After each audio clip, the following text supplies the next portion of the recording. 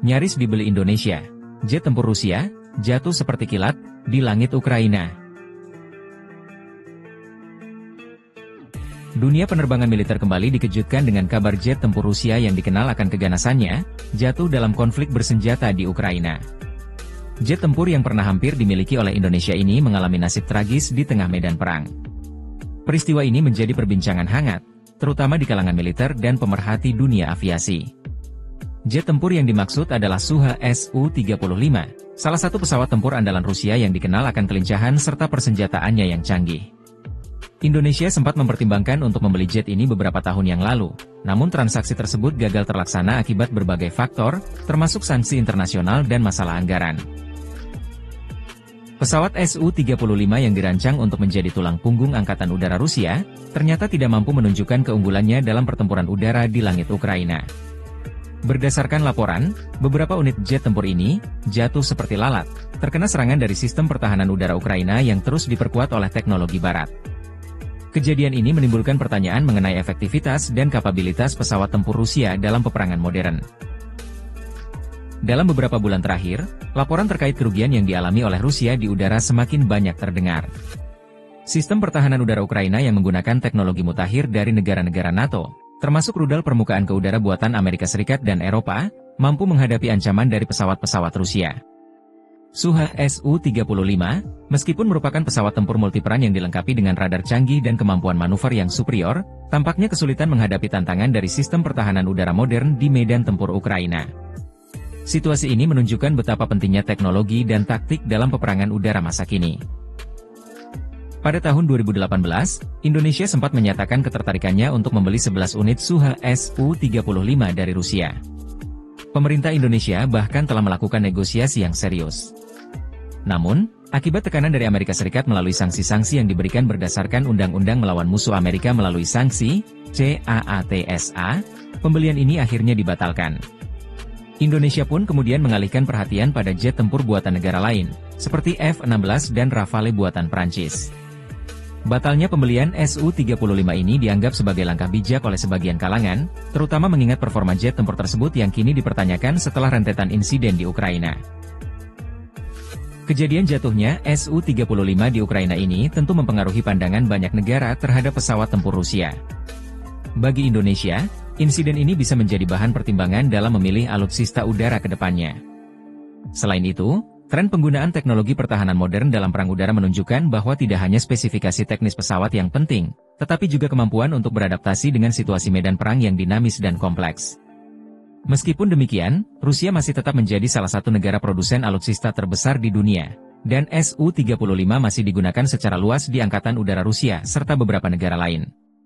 Dengan perkembangan teknologi pertahanan yang semakin cepat, negara-negara di dunia, termasuk Indonesia, perlu cermat dalam memilih sistem pertahanan udara yang tidak hanya tangguh di atas kertas, tetapi juga terbukti di medan tempur. Jatuhnya beberapa unit Suha Su-35 di langit Ukraina juga memicu reaksi dari berbagai negara yang sedang atau pernah mempertimbangkan pembelian alutsista Rusia. Beberapa negara di kawasan Timur Tengah dan Asia, yang secara historis menjadi konsumen utama peralatan militer Rusia, kini mungkin mulai mempertimbangkan ulang keputusan mereka. Teknologi militer Rusia, yang selama ini dianggap unggul, kini berada di bawah sorotan tajam. Bagi Rusia, peristiwa ini bukan hanya kerugian militer, tetapi juga kerugian komersial. Pengalaman buruk dalam perang bisa melemahkan daya tarik ekspor senjata mereka. Selain itu, negara-negara yang sudah membeli jet tempur Rusia, termasuk India yang memiliki varian Su-30, mungkin akan mendesak untuk peningkatan atau modifikasi sistem yang lebih sesuai dengan kondisi perang modern. Sistem pertahanan udara Ukraina yang banyak diimpor dari negara-negara barat, khususnya Amerika Serikat, terbukti sangat efektif dalam menghadapi ancaman dari udara. Sistem rudal seperti NASAMS, S-300 yang diperbarui, dan HIMARS, telah membantu Ukraina mempertahankan wilayah udara mereka dari serangan jet tempur Rusia, termasuk Suha Su-35. Hal ini menunjukkan bahwa, meskipun Rusia memiliki reputasi kuat dalam produksi pesawat tempur dan alutsista lainnya, dominasi mereka dapat tertantang oleh teknologi yang lebih modern dan canggih. Selain itu, penggunaan drone tempur, radar canggih, serta teknik peperangan elektronik oleh Ukraina juga memberikan tekanan tambahan pada Angkatan Udara Rusia. Dengan kejadian ini, pertimbangan alutsista Indonesia ke depannya bisa jadi semakin selektif. Pengalaman dari Perang Ukraina-Rusia mungkin akan menjadi pelajaran berharga bagi pemerintah dan militer Indonesia dalam menentukan arah pengembangan kekuatan udara nasional. Memilih alutsista yang tidak hanya kuat di atas kertas, tetapi juga mampu bertahan dan beradaptasi dalam skenario perang modern, akan menjadi tantangan tersendiri. Indonesia sendiri kini telah memperluas hubungan pertahanan dengan beberapa negara barat, termasuk Prancis dan Amerika Serikat. Pembelian jet tempur Dassault Rafale dari Prancis dan F-15X dari Amerika Serikat dianggap sebagai langkah penting dalam memodernisasi Angkatan Udara Indonesia. Teknologi canggih dan pengalaman di medan perang membuat jet-jet tempur buatan negara-negara ini menjadi pilihan yang lebih menarik dibandingkan opsi sebelumnya. Jatuhnya Su-35 di Ukraina bukan hanya soal kerentanan teknologi, tetapi juga tentang perubahan besar dalam taktik perang udara. Perang modern kini tidak hanya mengandalkan jet tempur murni, tetapi juga melibatkan kombinasi dari berbagai unsur, termasuk sistem pertahanan udara, drone tempur, hingga peperangan elektronik, electronic warfare. Ukraina telah menunjukkan bagaimana sistem pertahanan udara yang terkoordinasi dengan baik, serta penggunaan drone yang presisi, dapat menghadapi ancaman dari pesawat tempur sekelas Su-35. Ini adalah pelajaran penting bagi negara-negara yang mengandalkan kekuatan udara sebagai bagian penting dari pertahanan mereka. Meskipun pesawat tempur dengan teknologi tinggi seperti Su-35 memiliki peran yang besar, keberhasilan dalam perang udara modern membutuhkan sinergi antara berbagai komponen teknologi dan taktik. Selain itu, insiden jatuhnya pesawat Rusia di Ukraina juga memperlihatkan bagaimana perang elektronik, IU, dan perang cyber warfare, memainkan peran kunci dalam konflik modern. Ukraina dengan dukungan dari negara-negara barat, dilaporkan menggunakan taktik IU untuk mengganggu sistem radar dan komunikasi jet tempur Rusia, sehingga membuat pesawat tersebut rentan terhadap serangan rudal darat ke udara. Hal ini menunjukkan bahwa kemampuan peperangan elektronik bisa menjadi faktor pembeda yang signifikan dalam pertempuran udara.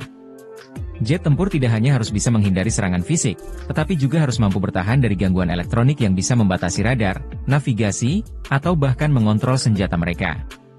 Negara-negara seperti Indonesia, yang sedang mempertimbangkan modernisasi alutsistanya, mungkin perlu memprioritaskan pengembangan sistem peperangan elektronik selain hanya membeli jet tempur canggih. Bagi Indonesia, insiden ini menegaskan pentingnya memiliki sistem pertahanan yang terpadu dan multifungsi. Sistem pertahanan udara yang efektif tidak hanya bergantung pada jet tempur, tetapi juga memerlukan dukungan dari radar canggih, rudal pertahanan udara, drone tempur, dan kemampuan IU. Hal ini bisa menjadi panduan dalam memodernisasi kekuatan udara Indonesia. Keputusan untuk membeli jet tempur seperti Dassault Rafale dari Prancis dan F-15X dari Amerika Serikat bisa dianggap sebagai langkah maju yang bijaksana. Selain itu, Indonesia juga harus terus meningkatkan kerjasama militer dengan negara-negara yang memiliki teknologi canggih dan pengalaman dalam perang modern, seperti Amerika Serikat dan Prancis, untuk memastikan bahwa sistem pertahanan yang diadopsi dapat berfungsi secara optimal dalam berbagai situasi.